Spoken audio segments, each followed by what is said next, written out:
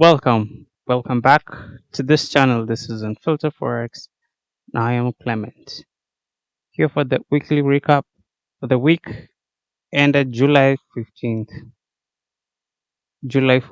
on Friday. Yeah, let me start.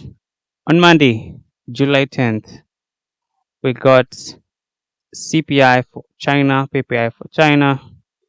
These were the numbers. Let's ignore that for now. Several FOMC members speaking.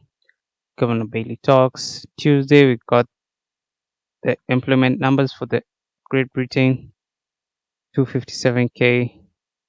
Number of jobs added. Wait, yeah, 257k. 102k employment change. Euro, blah blah blah. Going to Wednesday, we got the Reserve Bank of New Zealand interest rate decision, 5.5%. Kept the rate constant as expected. There was no setup there. I did not trade that release. Going forward, CPI, the US CPI, I've already done the breakdown. Should be in a separate video. The link is popping up somewhere. Moving on, FOMC member Kashkari. BOC, this Canadian interest rate decision. Bank of Canada interest rate decision, 5%, a 25 basis points hike. Continuing, yeah, there are many releases here, but these are not important for the short term. These are just important for the long term. The beige book, yeah, something else. The Fed, released by the Fed, yeah, it's important for the long term. Thursday, export import trade balance 70 billion. This is for the Chinese economy. Great Britain found industrial production GDP see smaller than expected decline. Continuing, BOE credit condition survey. These are many releases, but they are not as important for day trading. Not so important. Of course, then there was the PPI, 0.1%, lower than expected. I've already talked about this in the CPI breakdown also. Continuing, federal budget balance, Fed's balance sheet. This one is released every Thursday. Then on Friday, 14th, the Swiss PPI, Switzerland, Euro trade balance, import export price index, Michigan consumer expectation, Michigan consumer sentiment, 72, higher than expected. This just means the average consumer is feeling good about the economy. This one means the consumer is expecting the economy to do good in the near future. Inflation expectations, this is the average inflation expectation of the consumer, 3.4%. You can see the previous one was 3.3 and the forecast this time was also 3.3, but it came in slightly higher. Then, of course, CFTC data. These are the COT reports, you know them. That's for the economic calendar. Other events, there have been major events this week. The earnings season started off. Yes, Q2 earnings season, a good start so far. The market liked what it saw in the quarter releases from JP Morgan, Citigroup, and even Wells Fargo. These are the main banks that reported earnings on Friday during the pre-market. Also, BlackRock reported earnings on Friday. Also, Delta Airlines reported earnings, but Delta Airlines reported earnings on Thursday. Yeah, but Delta was on Thursday. Market liked what it saw, with the resilient economy helping keep credit demand positive and higher interest rates allowing them to charge more for these loans. Bank worries that took center stage, blah blah blah blah blah. JP Morgan's net interest income jumped 44% as average loans increased 13%, while the same at Wells Fargo increased 29% and 2%. JP Morgan benefited from First Republic Bank's purchase, but the bank's net interest income would still be up 38% when excluding the troubled lender's distressed purchase. Continuing, this is an article by Reuters. JP Morgan reported sharp increases in net interest income. Net interest income is what measures the difference between what banks earn on loans and pay out on deposits that drove up profits. Okay, so the net interest income is the difference between the interest on loans and payouts on deposits. So currently the Federal Reserve Fed Fund futures rate is at 5.25%, right? 5.25%. Okay, let's assume that this is the rate being used by these banks on loans and deposit. If you're paying, of course, it's not the same, but let's assume it's the same. If you're paying out 5.2% on deposit, if someone deposits their money with you, you're paying them this interest on their money. And if someone borrows a loan from you, this is the interest you're charging on that loan. So the net interest income is the difference between the payout from the loans, no, the payout from the deposits once you pay people their deposits and the interest versus the income you get from these loans you're lending out, from this money you're lending out. Of course, the borrowing is usually more, and that's where this net interest income comes in.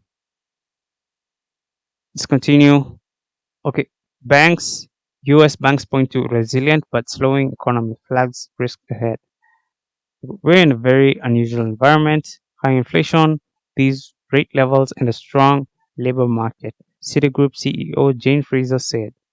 But she added, I don't think we should be overly concerned here about the health of the US consumer.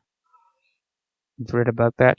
For Citigroup, however, weakness in its trading business overshadows gains in interest income. That's a headwind that other banks, more dependent on Wall Street business such as Goldman Sachs, Morgan Stanley, are also likely to face when they report results next week.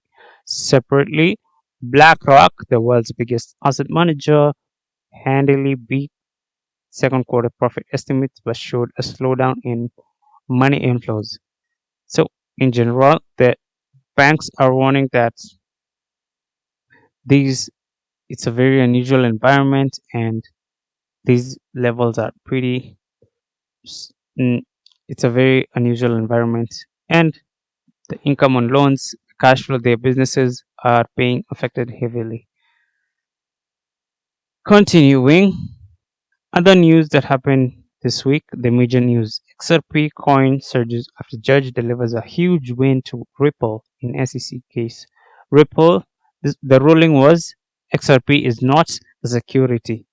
Okay, in general, saying I think this is the better one. Yeah, this is the better. Judge rules XRP Ripple token is not a security except for institutional transactions. Cryptocurrency value jumped after a New York judge decided Ripple XRP token is not necessarily a security on its face, which may impact several cryptocurrency court cases. This is good news because if it's not a security, that means the SEC will not come after them. The SEC is the Security for Exchange Commission. Yeah, there has been a very long case developed here and of a 3-year legal battle between Ripple and the SEC, Security Exchange Commission, and was notably among several cases that SEC had brought against various crypto exchanges and developers. So, ruling that XRP is not a security, the price jumped 70% after the ruling and it continued rallying. You can see this sharp increase here. This was when the ruling was made and it was just big. It's big news. This is not just among those fake hypes. This is not just among those, what do you call them? Shit coins, rug pulls. This is not among them. This is a legit ruling confirming that XRP is not a security and the gain, as you can see and as you understand now, it's justifiable. This ruling could have major implication not just for Ripple and its XRP token, but for much of the cryptocurrency market. In particular, the SEC has been in a legal battle with Coinbase as well for allegations of selling unregistered securities on its platform. The verdict for Ripple gave Coinbase leadership confidence that it will come out ahead in its legal battles as well. Then, of course, Ripple XRP was delisted. Okay, it was relisted from in Coinbase, I think. Is it Coinbase and Binance? Not sure, but not so sure about Coinbase. Yeah, they had removed Ripple, but they put it back after they won the case. They said they're putting it back. For exchanges, for tokens that are listed on exchanges, for regular investors, there is no question that this ruling structure blows the idea that somehow securities are being traded when people go onto exchanges and trade the assets. Coinbase chief legal officer Paul Grewal told CNBC, "I think we will win now. Now, I think we will win. Now, I thought we would win before this decision. We think this decision has only further strengthened the case." Cryptocurrency values were up across the board following Ripple's win in court. It will remain to be seen how further court cases play out. Big win for crypto exchanges and investors this week. Don't worry, I'll leave the link to the article in the description. Okay, that's the summary of what this whole case was all about. It was very good news, very big news even for other cryptocurrencies. And again, I think the BlackRock CEO was again saying that these crypto exchanges releases blah blah blah. Crypto is the revolutionizing money. Hey, you said some good words about crypto. Let me see if I can find that. Yes, here we are. So it's July 14th this year. BlackRock has a responsibility to democratize investing, including in crypto. Larry Fink says this is the CEO of BlackRock, and that's what he said about crypto. BlackRock, a giant asset manager, is moving into crypto big time. I don't know if he's just again aiming to pump this crypto for a while.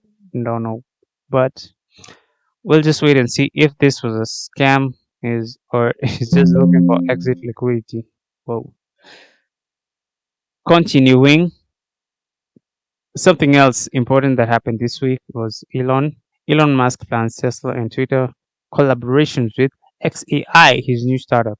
Okay, so Twitter, okay, Elon Musk, I mean, he started a new AI startup, XAI, which will use Twitter data for training their maximally curious artificial intelligence systems and products he hopes to build there. The Tesla CEO said his new artificial intelligence will collaborate with the automaker both on the silicon front and on the AI software front. This is, of course, big news for Twitter, big news for Tesla, big news for generally Elon Musk companies. But that remains to be seen because this is some of the news you hear me mention sometimes it's going to affect the market and the stock prices in the long run. Anyway, we're just going to wait and see how this one plays out. As for this other article, I'm sure you must have seen this tab somewhere back there. This is Jim Cramer's recommendations. As you all know, Jim Cramer has a very stunning history of being a reverse indicator for these markets, especially during this earnings season.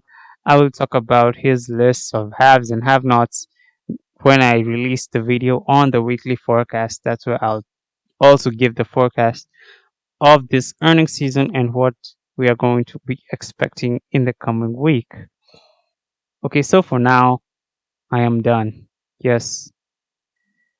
Thanks for watching. Stay tuned for the next video, which, of course, is the weekly forecast.